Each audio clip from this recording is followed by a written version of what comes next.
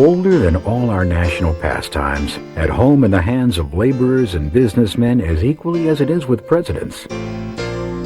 No other drink conjures up images of such a rugged, colorful heritage so distinctly American as those within the Jim Beam family of bourbon whiskeys. For 7 generations now, the Beam family has been distilling bourbon whiskeys that speak proudly of their Kentucky origins, weaving their way into the fabric of everyday life across the world. The Beam family remains true to the American ideals of quality and pride, and their bourbon whiskey has earned its place in Americana. Today, Booker Noe, the grandson of Jim Beam, continues the proud Beam family tradition. I'm the 6th generation. You're the 7th. Fred is 8.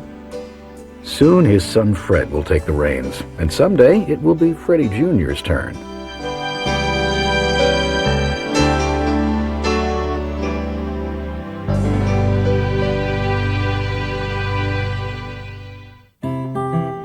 Jim Beam, the most celebrated dynasty in bourbon whiskey's history, started small as a family-run enterprise.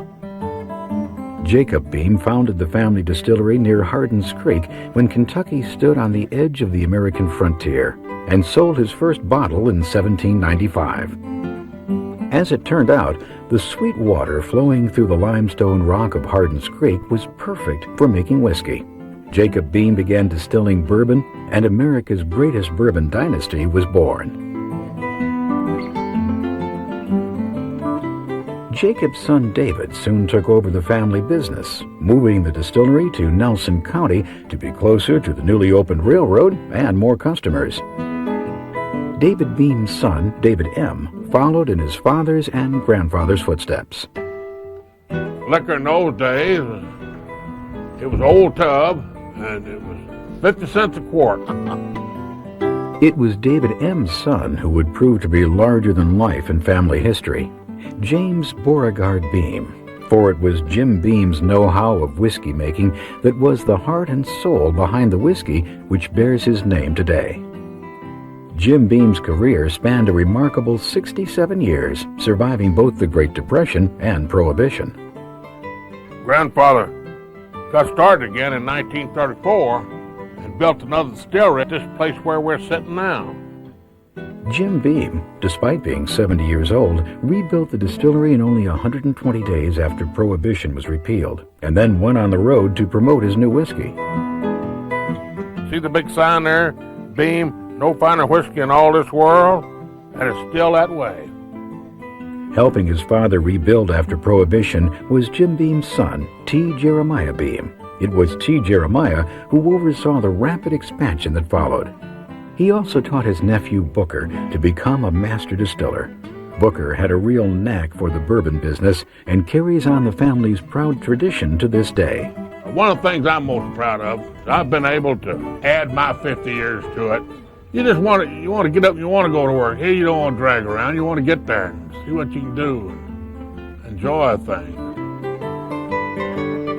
Booker Noe has passed on his knowledge of making great bourbon to his son Fred and master distiller Jerry Dalton, who will continue to make the family whiskey in this colorful region of Kentucky. I work very closely with Jerry Dalton. He's the master distiller here. I work with him on the distillation of the small batch bourbons. He takes care of the secrets of the secret recipe, and Jerry makes it happen.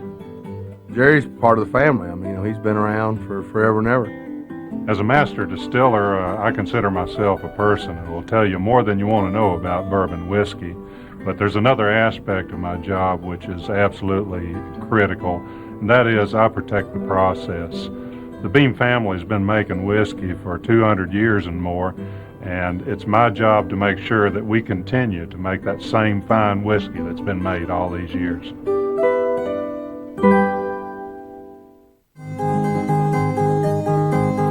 It all starts with Jim Beam's own combination of select corn, barley, and rye that's milled into a fine meal, mixed with spring water, and heated in the large mash tuns or cookers.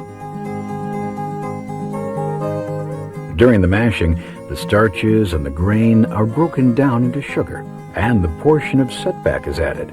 This is called the sour mash process. This strain of yeast, developed by Jim Beam after Prohibition, is added to the cooked mash, and fermentation begins.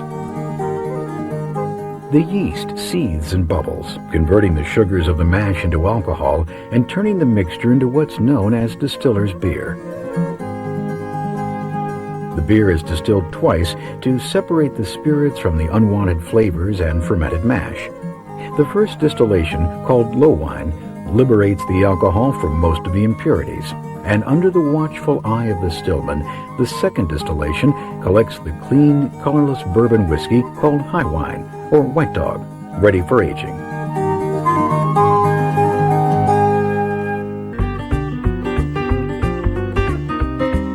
While many things fashion Jim Beam Bourbon's character, perhaps nothing is more distinct than the age-old techniques of barreling and aging. At the cooperage, new oak barrels are flamed on the inside, leaving a charred surface that makes up a large part of the whiskey's character. This is a char. That's a caramelized layer. The burnt wood, that's the char itself. And then the caramelized layer lays right between the wood.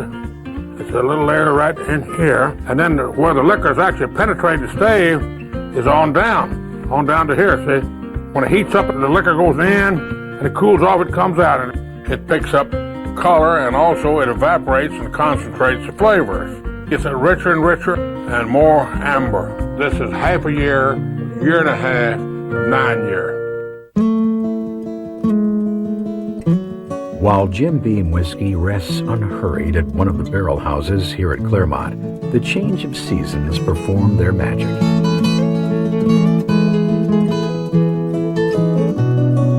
Welcome to Jim Beam. This is one of our rack houses where we age our bourbon. This rack house holds 20,000 barrels. They're facing east and west on account of the temperature. In the morning sun comes from the east, and then, of course, that's the coolest. In the western part, it gets hotter, and that aids in the aging. And my grandfather, he set them up that way, and it's been that way ever since. We have several floors to the building, and there's 3 barrels on each floor, and you call it the 1 high, the 2 high, and the 3 high. As the liquor ages, to ensure that we have good, uniform, consistent quality, we'll take a cross-section of all the floors. It ages different on different levels. When you mix it all together, you have a good, uniform cross-section. It is these time-proven techniques, passed down over 200 years by the Beam family, that give the bourbons in Jim Beam's lineup their distinctive flavor and consistency.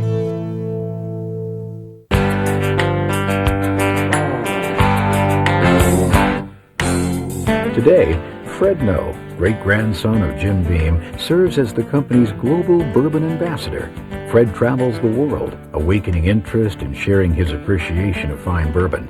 It will be Fred who carries on the 7th generation of the Beam family dynasty. My role here at Jim Beam is becoming more significant. I'm the bourbon ambassador now, and I'm going out promoting our products, educating people on our small batch bourbons in Jim Beam. And it's kind of funny, my dad, he started me in the bottling house. He kind of started me at the bottom of the place and let me kind of work my way up through it. That's the way my dad thinks you learn, is by, doing it yourself, and learning on the job. Our Jim Beam White Label, it's the world's largest selling bourbon, and we think it's the world's finest bourbon. It's aged at least 4 years, but we don't actually take it out of the barrel until it's ready, until it's ripe, kind of like the ripe apple. When it's ready to be picked, we pick it and we bottle it. It's the world's finest bourbon.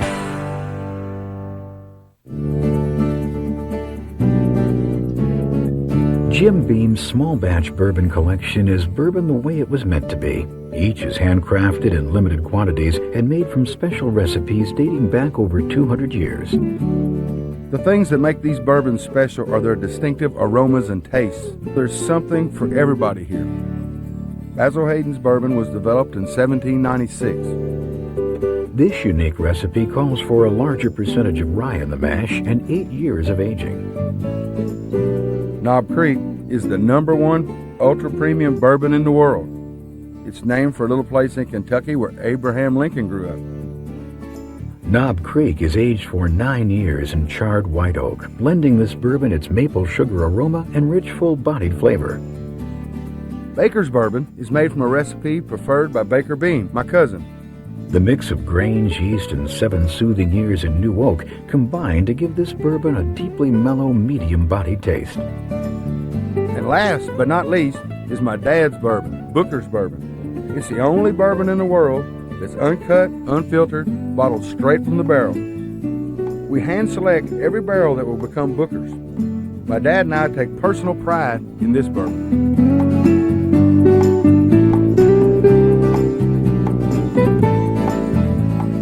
Jim Beam Brands continues to redefine the concept of luxury bourbon with Distiller's Masterpiece. Expressed through an 18-year-old and a 20-year-old straight bourbon whiskey, uniquely finished in cognac casks and Geyser Peak port wine casks. The truly distinguished characters of each expression have won praise from critics worldwide.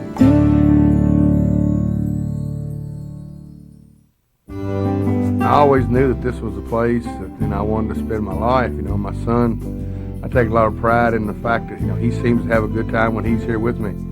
And I'm sure down the road, if things work out, he'll enjoy coming here and being here just like I have.